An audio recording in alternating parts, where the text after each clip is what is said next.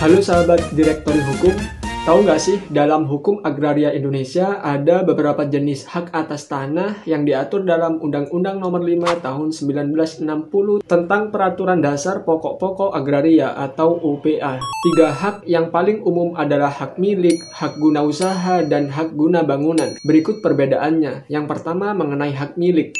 Sebagaimana pada pasal 20 UU PA, yaitu hak tertinggi dan terkuat yang dapat dimiliki oleh perorangan atau badan hukum atas sebidang tanah, tidak dibatasi jangka waktu tertentu dan dapat diwariskan. Pemilik tanah berhak menggunakannya untuk berbagai keperluan seperti mendirikan bangunan atau bertani.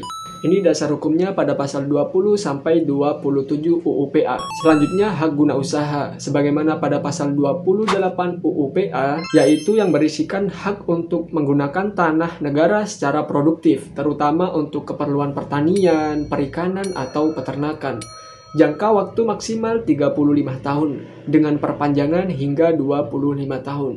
Biasanya juga diberikan kepada perusahaan atau badan hukum.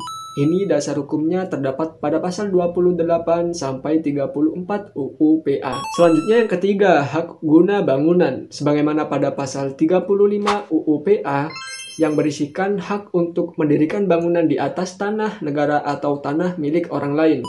Diberikan untuk jangka waktu maksimal 30 tahun dengan kemungkinan perpanjangan maksimal 20 tahun. Biasanya juga ini digunakan untuk keperluan komersial seperti pembangunan gedung perkantoran atau pabrik. Dasar hukumnya terdapat pada pasal 35 sampai 40 UU PA. Kemudian mengenai implikasi bagi pemilik lahan. Yang pertama yaitu hak milik memberikan kepemilikan penuh, sedangkan HGU dan HGB hanya memberi hak penggunaan dengan batas waktu. Kemudian yang kedua, hak milik lebih stabil dan tidak dibatasi waktu, sedangkan HGU dan HGB memerlukan perpanjangan atau pembaruan setelah periode tertentu. Mengenai ini, dasar hukumnya terdapat pada Undang-Undang Nomor 5 Tahun 1960 tentang UU PA. Kemudian dasar hukum yang kedua bisa dilihat pada Peraturan Pemerintah Nomor 40 Tahun 1996 tentang hak guna usaha, hak guna bangunan, dan hak pakai. Semoga penjelasan ini dapat membantu dan bisa dipahami. Nantikan video selanjutnya untuk membahas permasalahan atau materi hukum yang ada.